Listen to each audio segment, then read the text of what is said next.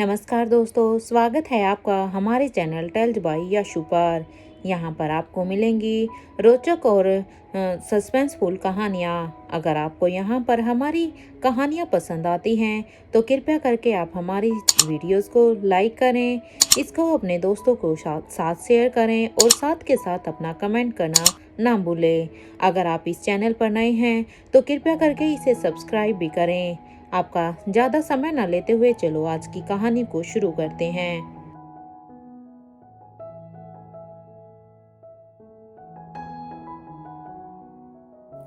पिछले एपिसोड में हमने सुना था कि अब रोहित यहाँ पर अब स्वाति मल्होत्रा को कहता है कि वो उसे उसी के पैलेस में छोड़ दे क्योंकि वो बच्चों और अपनी माँ से मिलना चाहता है। रोहित की ये बात सुनकर अब स्वाति मल्होत्रा कहती है क्या तुम अनिका से नहीं मिलना चाहते, लेकिन रोहित अभी यहाँ से स्वाति से कहता है कि अब उसके अंदर हिम्मत नहीं है अनिका को फेस करने की, क्योंकि रोहित को अब जो भी बातें उस रात के बारे में याद आई थी उसे उन बातों के बारे में सोचकर खुद के अंदर एक गिल्ट महसूस हो रहा था।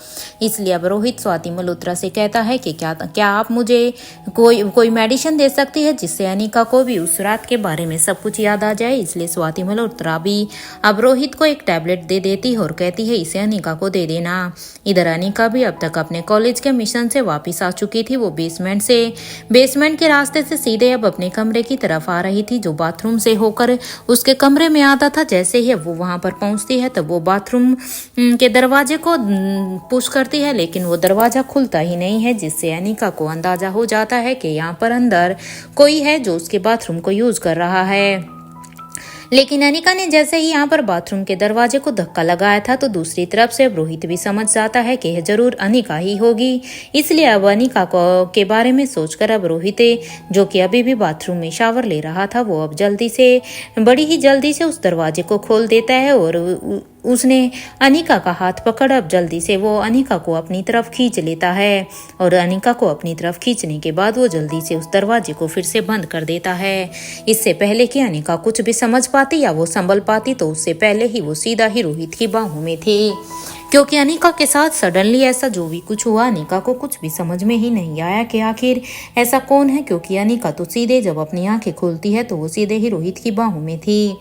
रोहित भी अब अनिका को अपनी बाहों में लेने के बाद अब उसे अपनी बाहों में जोर से भर लेता है। कुछ देर तक वो अनिका को ऐसे ही अपनी बाहों में भर लेता है। अनिका भी अब यहाँ पर रोहित के दिल की धड़कन बड़े ही ध्यान से सुन पा रही थी, क्योंकि अनिका ने रोहित की चेस्ट के ऊपर अपना अपना कान लगाया हुआ था। इसीलिए अब उसे रोहित की हर एक धड़कन बड़ी ही आसानी से सुनाई दे रही थी। दोनों एक दूसरे की बाहों में काफी देर तक ऐसे ही खामोश थे, क्योंकि बड़े ही दिनों के बाद वो एक दूसरे की धड़कनों को इतने पास से सुन पा रहे थे। शावर के नीचे दोनों ही ना जाने कितने ही वक्त से इसी तरह खड़े खड़े भीग रहे थे। दोनों को ही यहाँ पर वक्त का अंदाजा ही नहीं हुआ था कि सच में उन्हें यहाँ पर पानी के नीचे खड़े हुए काफी टाइम हो गया है। काफी वक्त के बाद जब दोनों ने ही खुद को संभाला तब अब रोहित अब अनिका को अपने से दूर करते हुए कहता है, अनिका तुम भी पूरी तरह से गीली हो चुकी हो और मैं शावर ले चुका हूँ, इसलिए मैं तुम्हारे कपड़े कबर्ड से निकाल कर तुम्हें यहीं पर ही देता हूँ। तुम यहीं से ही अब अपने कपड़े चेंज कर आना।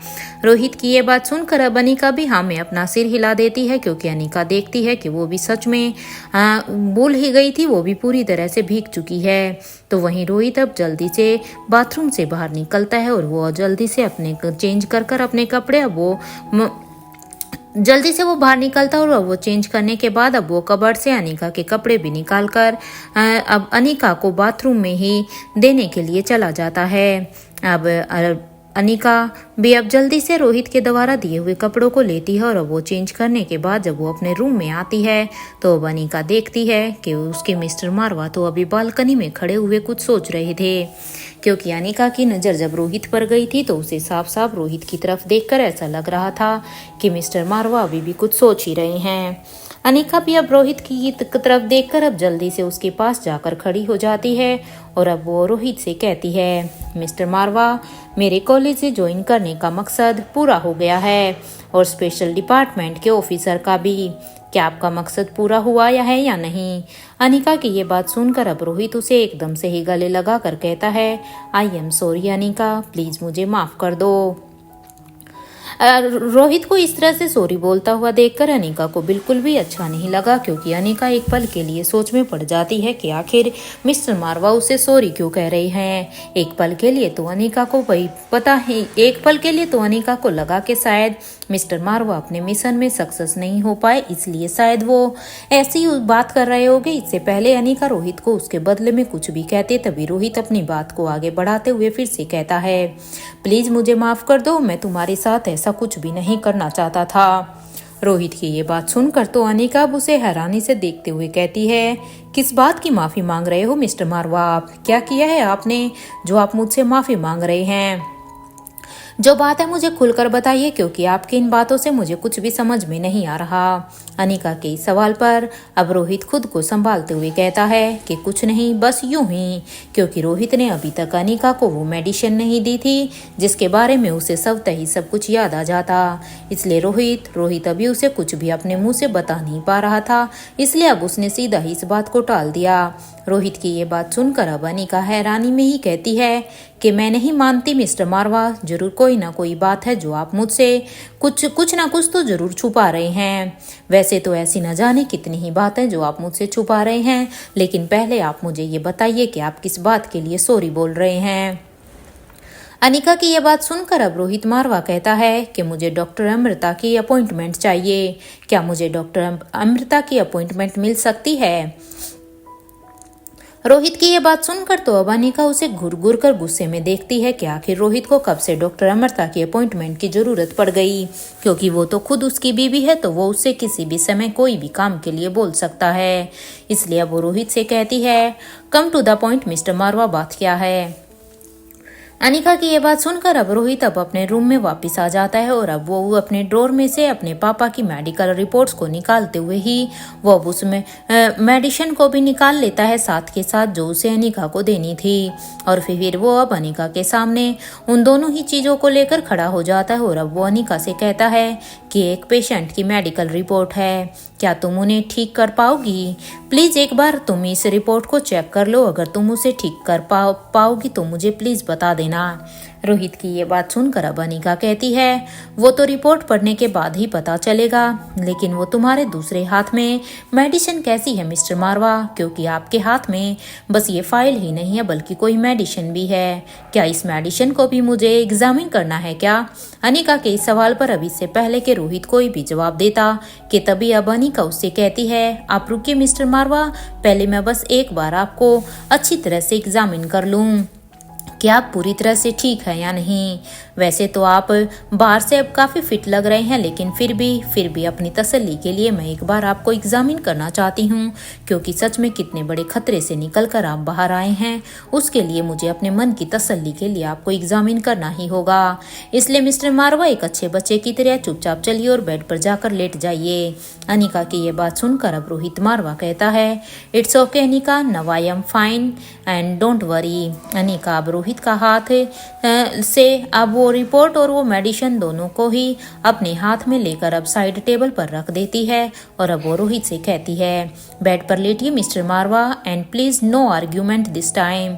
अनिका की ये बात सुनकर अब रोहित भी बेड पर जाकर लेट जाता है, क्योंकि रोहित को भी पता था जब तक अनिका अपनी तसल्ली के लिए खुद से उसे पूरी तरह से चेक नहीं कर लेती, तब तक शायद अनिका के दिल को तसल्ली नहीं होगी कि सच में रोहित अब पूरी तरह से ठीक है। इसलिए अब रोहित के पास भी कोई भी ऑप्शन नहीं था अनिका के साथ आर्ग्यूमेंट करने का, और इसलिए वो भी चुपचाप जाकर अब बेड पर लेट जाता है। बेड पर लेटने के बाद अब रोहित फिर से अनिका को चिढ़ाते हुए कहता है कि जब मैं बाथरूम में था तो क्या तुमने मुझे तब एग्जामिन नहीं किया क्या? रोहित की ये बात सुनकर अब अनिका कहती है, मैं डॉक्टर हूँ और मुझे पता है कि मुझे कब क्या करना है, अब चलिए अपने कपड़े उतारिए। ये कहते हुए ही अब अनिका खुद ही रोहित के शर्ट के बटन को खोलने लगती है और कुछ देर तक उसे अच्छी तरह से एग्जामिन करने के बाद अब वो कहती है, चलो अच्छा हुआ कि शरीर पर कोई भी निशान नहीं है, लेकिन अनिका जानती थी कि उसकी शीला मौसी ने रोहित पर किस तरह से वार किए थे। खुद अनिका ने भी तो शीला पर आलिशा की दी हुई इंस्ट्रक्शन के हिसाब से ही वार किए थे, क्योंकि आलिशा ने देखा था कि उस वीडियो में कि आखिर किस किस तरह से उस औरत ने रोहित को मारा था। अपने इन्हीं ख्यालों में ही अब अनिका थी कि तभी उसे एहसास भी नहीं हुआ कि कब रोहित ने उसे एकदम से उसे अपने करीब खींच लिया था। रोहित ने अनिका को एकदम से अपने करीब खींचकर इससे पहले कि अनिका कुछ भी कह पाती या संभल पाती उसे अपनी बाहों में भर लेता है। अनिका भी अब रोहित के सीने पर एकदम से ही जाकर अपना सिर रख देती है, क्योंकि अनिका अब रोहित को मना भी नहीं कर पा रही थी, क्योंकि वो इतने दिनों के बाद रोहित के स्पर्श को जो महसूस कर रही थी। कुछ ही देर में वो दोनों ऐसे ही गहरी नींद में सो जाते हैं, एक दूसरे से ऐसे लिपटे हुए ही। जहाँ पूरे के पूरे पैलेस के लोग यहाँ पर सो रहे थे, तो वहीं दूसरी तरफ आज अंजलि मामी की आंखों से नींद एकदम से ही गायब थी, क्योंकि उसके मन में वही आकाश के कहे हुए शब्द ही आ रहे थे। वो बस बार बार सिर्फ राजीव को ही फोन लगा रही थी, लेकिन आज शायद दूसरी बार था कि उसके इतने बार फोन करने के बाद भी राजीव गुलेरिया उसके किसी भी फोन कॉल का कोई भी जवाब नहीं देता है। इससे पहले कि अंजलि ने उसे तब फोन किया था जब वो 8 मंथ्स की प्रेग्नेंट थी, क्योंकि ऐसा बस आज तक 2 बार ही हुआ था। पहली बार जब वो 8 महीने की प्रेग्नेंट थी और किसी ने उसका किडनैप कर लिया था, और उस समय वो बहुत ही मुश्किल से वहां से बचकर भागी थी, लेकिन गुंडे उसके पीछे दौड़ रहे थे। उस वक्त अंजलि ने कंटिन्यूसली राजीव को फोन किया था ताकि शायद राजीव उसे और उसके बच्चे को इन गुंडों से बचा सके।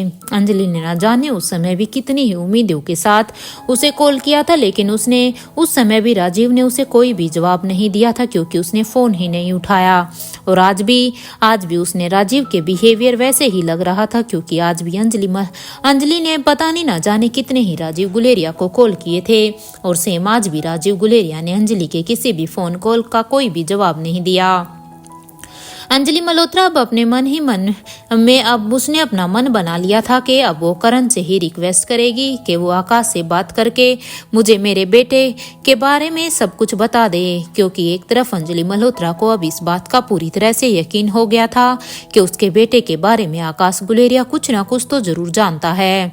इसलिए आकाश से उस बात को निकलवाने के लिए अब वो करण गुलेरिया से रिक्वेस्ट करेगी कि वो एक बार अपने बेटे से बात करे और वो उससे मेरे बेटे के बारे में वो बात निकलवाए। वहीं दूसरी तरफ अभी राजीव की आंखों में भी आज नींद बिल्कुल भी नहीं थी। वो बस बार बार अंजलि के फोन को इग्नोर कर रहा था। इस वक्त वो अंजलि से कोई भी बहस या बात नहीं करना चाहता था। वो खुद भी नहीं जानता था कि आखिर वो अंजलि से नाराज है ही क्यों, क्योंकि उसे अब तक अपनी नाराजगी का भी पता नहीं चल रहा था। क्या उसकी नाराजगी ये थी कि अंजलि ने उसे आज तक ये नहीं बताया कि उसने एक बेटी को भी जन्म दिया था। शायद इसकी वजह से ही वो आज अंजलि से नाराज था, जबकि अंजलि ने तो उसे उसके बेटे के बारे में तभी बताया था जब वो खो गया था। अगर वो खोता नहीं तो अंजलि तो शायद उसे कभी बताती भी नहीं। राजीव के बच्चे भी इस दुनिया में हैं या नहीं। अपने इन्हीं ख्यालों में ही अब राजीव गुलेरिया को इस बात का एहसास ही नहीं हुआ कि काली रात कब बीत गई है और अब सुबह होने ही वाली है। वहीं दूसरी तरफ बूढ़े किंग के पैलेस में भी किंग के दिमाग में अब हे की बात चल रही थी कि आखिर इस लड़के की याददाश्त क्यों नहीं गई। उसे सब कुछ वो इंजेक्शन को इंजेक्ट करने के बाद भी कैसे याद है। अभी किंग खुद सोच ही रहे थे कि तभी उसके रूम में अब वो स्टैचू आकर कहती है, किंग आपने बुलाया। स्टैचू की ये बात सुनकर अब किंग कहता है, बैठो यहाँ और मुझे उस वक्त का सब कुछ दिखाओ जब तुम्हारे युवराज को होश आया था और तुम उसे देखने के लिए गई थी। किंग की ये बात सुनकर अब स्टैचू अब जल्दी से ही अब वहां पर बैठ जाती है और यहाँ किंग अब अपने टैब पर कुछ टाइप करने लगते हैं। कुछ देर की टाइपिंग के बाद वो अब स्टैचू के अंदर से ही उस दिन के डाटा को स्टोर कर लेते हैं जिस दिन रोहित को वहां पर इस पैलेस में होश आया था। और कुछ ही देर में किंग के टैब स्क्रीन पर अब वो वीडियो स्टार्ट हो जाती है जब रोहित मारवा को देखने स्टैचू उसके रूम में गई थी। ये उस दिन की बात है जब रोहित को धीरे धीरे होश आ रहा था और रोहित की नज़र पूरे ही रूम में थी, क्योंकि रोहित वहां पर उस रूम में सभी चीज़ों को बड़े ही ध्यान से देख रहा था। तभी सामने से स्टैचू आ गई थी और अब वो स्टैचू कहती है कि युवराज आपको होश आ गया। स्टैचू की ये बात सुनकर अब रोहित सिर्फ उसे ही देख रहा था। स्टैचू की ये बात सुनकर अब रोहित कहता है कि युवराज कौन है? आप मुझे युवराज क्यों कह रही है? मेरा नाम रोहित है।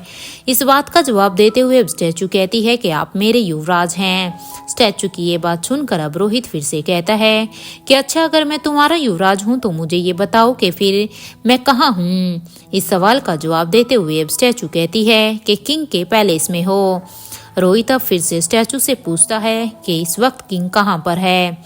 ये स्टैचू ही ये सुनते ही अब स्टैचू कहती है कि किंग अपने रूम में है। अब तक रोहित के चेहरे के एक्सप्रेशन को देखकर अब यही लग रहा था कि वो समझ गया था कि उसे स्टैचू से कैसे बात करनी है, क्योंकि कोई स्टैचू कोई ये इंसान तो नहीं थी, वो एक रोबोट थी और एक रोबोट से सारे ही इंफॉर्मेशन को कैसे निकाला जा सकता है रोहित ये अच्छी तरह से समझ गया था। क्योंकि अगर इस स्टैचू की जगह कोई इंसान होता तो शायद वो उसके सवालों के जवाब को थोड़ा सा तोड़ मरोड़ कर देता या फिर देता ही नहीं। लेकिन स्टैचू तो एक रोबोट थी, इसलिए कि रोहित ने भी उससे बस वही सवाल पूछे जिनका वो अच्छे से जवाब दे सकती थी। इसलिए अब रोहित के एक्सप्रेशन वहां पर चेंज हो गए थे। रोहित अब स्टैचू से कहता है कि अब मेरे साथ क्या होगा। ये सुनते ही अब स्टैचू ने कहा कि हमेशा की तरह किंग आपसे मिलेंगे और मैं आपकी याददाश्त को मिटा दूंगी। स्टैचू की ये बात सुनकर अब रोहित कहता है, क्या इस बार किंग ने तुम्हें ये इंस्ट्रक्शन दिए हैं कि वो मेरी याददाश्त मिटाएंगे और इसलिए तुम्हें उन्हें उनका साथ देना है। रोहित की इस बात का जवाब देते हुए स्टैचू कहती है कि अभी तो नहीं दिया, लेकिन हाँ वो दे देंगे। स्टैचू की बात को सुनकर अब रोहित के चेहरे पर एक सरकास्टिक सी स्माइल आ जाती है, क्योंकि उसे स्टैचू के मुंह से जो भी बातें जाननी थी वो अब अच्छी तरह से जान चुका था कि अब उसके साथ फिर से क्या होने वाला था। शायद वो समझ चुका था कि हमेशा से ही उसके साथ ऐसे ही होता है और इस बार भी ऐसा ही होगा, जिससे वो फिर से किंग के बारे में सब कुछ भूल जाएगा।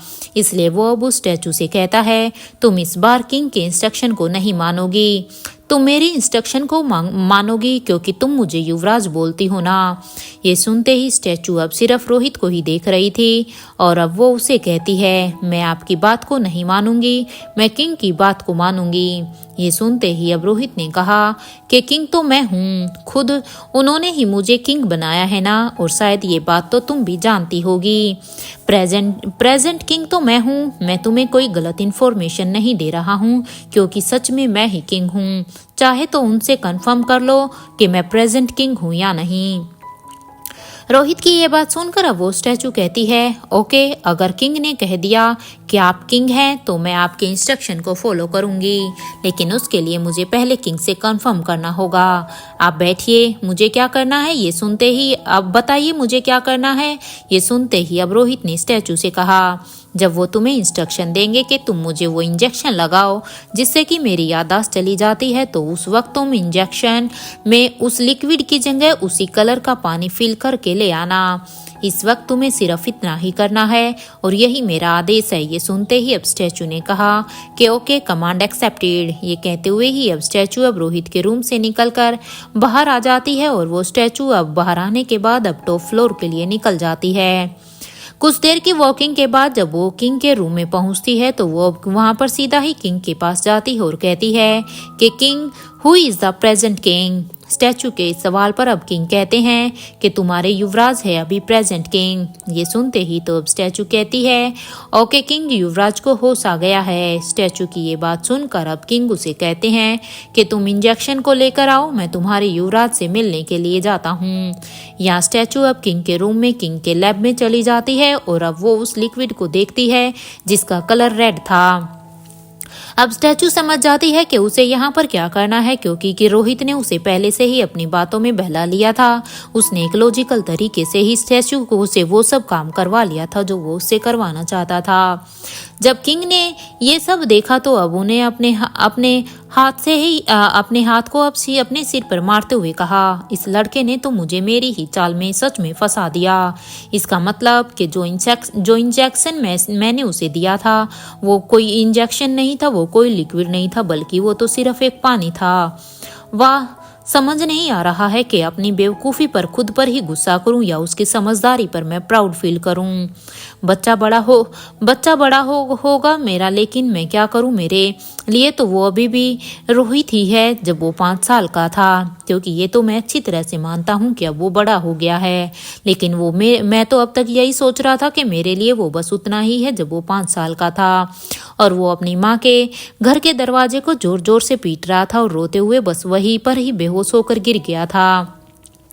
अरे कितनी तेज बारिश हो रही थी उस दिन। वहां दूसरी तरफ इंडिया में दिल्ली में मारवा हाउस में फैमिली लंच ऑर्गेनाइज किया गया था। दादी माँ ने यहाँ पर लंच ऑर्गेनाइज कराया था ताकि रोहित सभी को ही वहां पर अपने पूरे के पूरे मारवा फैमिलीज को अच्छी तरह से पहचान ले, क्योंकि दादी माँ को इस बात का पता चल गया था कि रोहित की याददाश्त जा चुकी है। इस डिनर में सभी फैमिली मेंबर्स को शामिल किया गया था। तो वहीं राहुल अब अनिका का हाथ पकड़कर अब उसे कह रहा था, देखो माना कि तुम बहुत ही खूबसूरत हो, लेकिन तुम मेरी भाभी हो। राहुल की ये बात सुनकर अब अनिका उसे एक लुक देती है और वो अब उससे कहती है, काफी जल्दी याद आ गया तुम्हें, लगता है कि कल की मार अभी तक याद है। ये कहते हुए ही अब अनिका वहां से उठकर अब प्रीति को देखने लगती है, जो कि अभी सनी के साथ खड़ी हुई थी। अनिका प्रीति के पास जाकर कहती है, I want to talk to you. Anika की ये बात सुनकर अब प्रीति कहती है, ठीक है अंदर चलो, और फिर वो दोनों ही एक रूम में चली जाती हैं। यानिका अब प्रीति से कहती है, आगे की क्या इंस्ट्रक्शन है। ये सुनते ही अब प्रीति अनिका के उस क्लोन को कहती है कि अभी तुम्हें सभी से अच्छे से मिलकर उन्हें ग्रीट करना है। और हाँ, शायद यहाँ पर अनिका दीदी की फैमिली को लेकर भी लोग सवाल उठा सकते हैं, लेकिन तुम कुछ भी मत करना, तुम बस चुपचाप उनके सवालों को सुनना। कुछ देर तक प्रीति या अनिका के इस क्लोन को अच्छे से इंस्ट्रक्शन देती है कि यहाँ पर उसे उस फैमिली जो भी यहाँ पर मारवाज फैमिली होगी उनके साथ कैसे कैसे बिहेव करना है, कैसे ट्रीट करना है। और फिर अब वो उसे कहती है कि अब सब क्लियर है। अब प्रीति की ये बात सुनते ही अब अनिका का वो क्लोन हाँ में अपना सिर हिला देता है। और फिर अब इतनी बात होने के बाद वो दोनों ही अब उस रूम से निकलकर बाहर आ जाती हैं और फिर वो अब सभी से ही मिलने लगती हैं। यहाँ पर दादी माँ अब राहुल को अपने पूरे ही फैमिली मेंबर से मिलवा रही थी कि तभी वहाँ पर अब सभी के कानों में ही एक जोरदार आवाज आती है कि माँ, क्या आप मुझे मेरे बेटे से नहीं मिलवाएंगी। जैसे ही सभी की नजर अब उस आवाज की दिशा में जाती है तो सामने हंसराज मारवा के साथ साथ देविका थी और उसके साथ पंकज मारवा, आयुष और लड्डू और उनकी फैमिली थी। उन सभी को वहां पर देखकर तो अब सुहासिनी मारवा कहती है, तुम सभी को यहाँ पर किसने बुलाया है, किसकी परमिशन से तुम यहाँ पर आए हो। अपनी माँ के इस तरह से बात को सुनकर अब पंकज कहता है, अब तो मुझे कंफर्म हो गया है माँ कि हम आपकी सगी औलाद हैं ही नहीं, और जिसे ये सगा समझती थी उसे तो दान में ही दे दिया किसी और को। पंकज मारवा की ये बात सुनकर अब सुधीर मारवा और वरुण मारवा, जो कि भूमिका और सनी के पिता, दोनों ही साथ में कहते हैं कि इतनी पुरानी बात को आज कहने का क्या मतलब है, जबकि पहले ही ये तय हो चुका है कि इस टॉपिक पर कोई भी बात नहीं होगी, तो फिर भी तुम ये गड़े मुर्दे क्यों उखाड़ रहे हो। अपने कजन की ये बात सुनकर अब पंकज मारवा कहता है कि मैं अपनी माँ से बात कर रहा हूँ, आपसे नहीं। इतने सालों में इन्हें हमारी याद नहीं आई, तो देखो आपके कर्मों का फल, जिसके लिए आपने हमें घर से निकाला था, आज वही सब कुछ भूल गया है। क्योंकि अगर रोहित यहाँ पर कुछ भी भूला है तो वो सिर्फ माँ आपके कर्मों का ही फल है, क्योंकि आपने अपनी सगी औलाद के साथ परायों जैसा व्यवहार किया है। तो अब आप ये बताइए कि कौन मारवा परिवार को अब संभालेगा, क्योंकि अब रोहित को तो कुछ भी याद नहीं है, तो अब इस परिवार को भी कोई संभालने के लिए चाहिए। मेरा ख्याल से तो हंसराज भैया को संभालना चाहिए यहाँ का सारा कारोबार, मारवा ग्रुप ऑफ इंडस्ट्रीज को। पंकज मारवा की ये बात सुनकर अब वहाँ पर सभी लोग अब एक दूसरे को ही देख रहे थे, क्योंकि यहाँ पर लग रहा था ये लोग अपनी पूरी प्लानिंग के साथ आए थे। कुछ लोगों को यहाँ पर पंकज मारवा का सजेशन अच्छा लग रहा था, तो कुछ इसके अगेंस्ट में थे। जब पंकज मारवा ने फैमिली मेंबर्स को अपने साथ होते हुए देखा तो उसने कहा कि अब इस बात का फैसला बोर्ड मीटिंग में ही होगा कि अब यहाँ पर इसका हेड कौन होगा। तब तक हम भी अपने अपने रूम में रहेंगे। और फिर पंकज मारवा अब सर्वेंट से कहता है कि तुम सभी के सामान को ही अब हमारे रूम में सबके ही रूम में पहुंचा दो। ये कहते हुए ही वो अब सभी अंदर की तरफ आ जाते हैं। ये सब देखकर तो अब राहुल का एकदम से ही खून खोल रहा था, लेकिन वो भी कुछ कह नहीं सकता था, क्योंकि उसे तो यहाँ पर रोहित की याददाश्त जाने के बारे में एक ढोंग करना था। यहाँ दादी माँ ने सभी से अब कहा कि आप सभी अपने अपने रूम में जाइए और यहाँ पर ज्यादा तमाशा करने की जरूरत नहीं है। और अब वो अनिका से कहती है तुम रोहित को उसके रूम में लेकर जाओ और ध्यान रहे कि इसे किसी भी बात की कोई भी स्ट्रेस मत देना। यहाँ पर अनिका जो भी कुछ हो रहा है वो मैं अच्छी तरह से संभाल लूंगी। और हाँ, जाओ जाकर एक बार आयशा को भी देख लेना कि आयशा ठीक है या नहीं। ये क्योंकि ये प्रीति कह रही थी कि जब से आयशा को रोहित के बारे में पता चला है वो तो रूम से बाहर ही नहीं निकल रही है। आयशा को शायद रोहित की याददाश्त के बारे में जाने के बाद कुछ सदमा लगा है। समझ नहीं आता कि मैं अब उसे कैसे कहूँ कि खुद को संभाले। अब वो दादी माँ की ये बात सुनकर अब प्रीति भी अपने मन में ही यही सोचती है कि अब मैं उस कलोन से कैसे कहूँ कि वो रोए। अब तक सभी अपने अपने रूम में ही जा चुके थे। यहाँ अभी आयुष मारवा अपने पापा से कहता है पापा ये रोहित तो हंसराज चाचा से बिल्कुल अलग हैं। ये सुनते ही अब पंकज मारवा कहता है कि हाँ वो बिल्कुल अपने बाप पर गया है, ऐसा नहीं है अपने पापा की। ये बात सुनते ही अब आयुष अपना सिर खुजाते हुए कहता है मुझे तो एक भी क्वालिटी नहीं लगती है इनकी अपने पापा के ऊपर। ये दोनों तो एक दूसरे से कितने ही अलग हैं। वहाँ दूसरी तरफ अभी दादी माँ अपने ही रूम में थी और वो अभी यही सोच रही थी कि ना जाने कौन से पाप किए थे मैंने जो सच में ये दो औलादें मुझे तकलीफ देने से पीछे ही नहीं हटती हैं। मैं जितना इन दोनों से ही बचने की कोशिश करते हूँ ये हमेशा मुझे आगे ही परेशान करने के लिए मिल ही जाते हैं। कितनी आसानी से कह दिया उसने कि मैंने अपने बच्चों को दान दे दिया। अरे मैं एक माँ हूँ, एक माँ से ही उसके दिल की पूछो ना कि उसने कैसे दिया। वो तो मेरा मन ही जानता था कि उस वक्त अपने दिल पर पत्थर रखकर मैंने वो फैसला कैसे लिया था। यहाँ पर सुहासिनी मारवा अभी अपने पिछले उन्हीं बातों को सोचकर अभी बहुत ही दुखी हो रही थी। यहाँ हंसराज मारवा अभी सर्वेंट के पास जाते हैं और कहते हैं कि ऊपर जो रोहित का पर्सनल ऑफिस है जिसे रोहित अपने ऑफिस के काम के लिए यूज करता है, पहले तुम जाकर उसे खोल दो और उसे अच्छी तरह से साफ कर दो। अब मैं उसे यूज करूंगा क्योंकि अब से इस बिजनेस को मैं ही संभालने वाला हूँ। और वैसे भी मुझे नहीं लगता कि रोहित की याददाश्त अब वापिस आ भी पाएगी। अपने मालिक की ये बात सुनकर अब वो सर्वेंट कहता है कि आप रुकिए, मैं एक बार बस दादी माँ से इसके बारे में पूछ कर आता हूँ और मैं आपको फिर बताता हूँ। सर्वेंट की ये बात सुनकर अब हंसराज मारवा का गुस्सा एकदम से खोल उठता है क्योंकि उसे सर्वेंट की ये बात बिल्कुल भी पसंद नहीं आती कि वो इसके लिए भी उसकी बात न सुनकर पहले उसकी माँ से कंफर्म करना चाहता है।